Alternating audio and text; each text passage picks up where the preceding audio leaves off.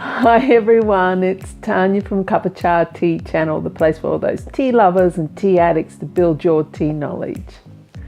Today we're going to be asking the question, does Australia have a tea culture? Well, duh, of course we do. Let's define what culture means. Culture, according to the Cambridge Dictionary, is a noun and way of life, especially the general customs and beliefs of a particular group of people at a particular time. Culture, noun, is also for art, which is music, art, theatre and literature.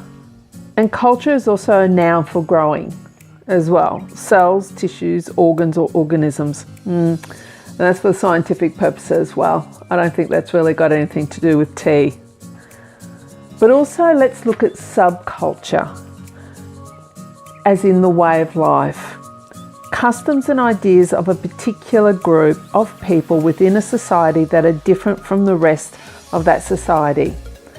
And when you look at that, you could be considering people like your pu'er or your green tea, Japanese green tea lovers.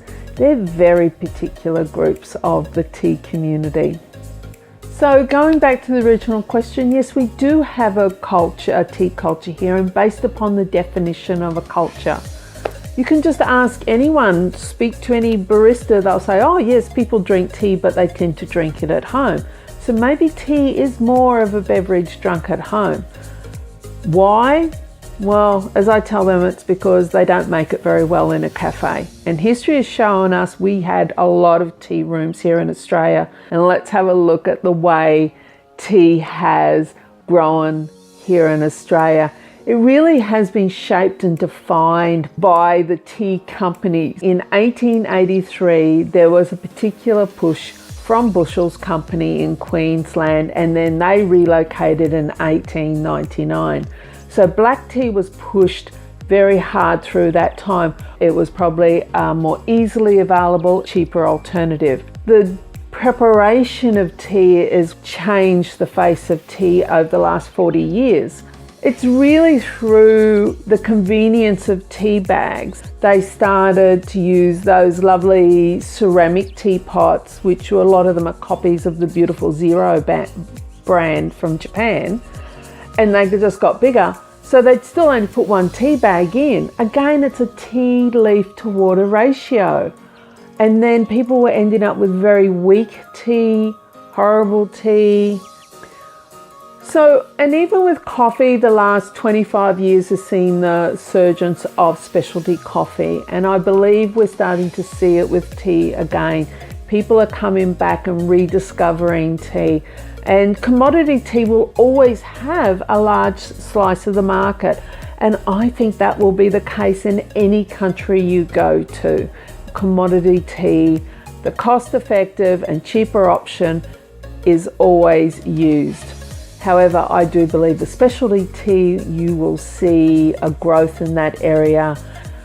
And because now you're seeing there's the advent of tea meetup groups and tea clubs, and people are exploring the different types of, like I suggested, the subcultures of the pu'er tea, the Japanese green tea, because they're now getting access to this really good quality tea.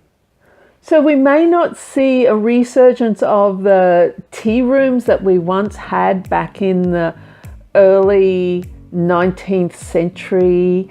But what I do think is that you're going to be seeing a lot of private meetup type of groups, people getting together to share and enjoy tea. Now, Sergey said to me, tea culture is a type of brewing that takes just a little bit of your time. I would love to hear more about people that are gathering to enjoy the different type of teas there are, and all those Facebook groups and where people are talking about tea. So leave your comments below and I'll see you next time. Bye.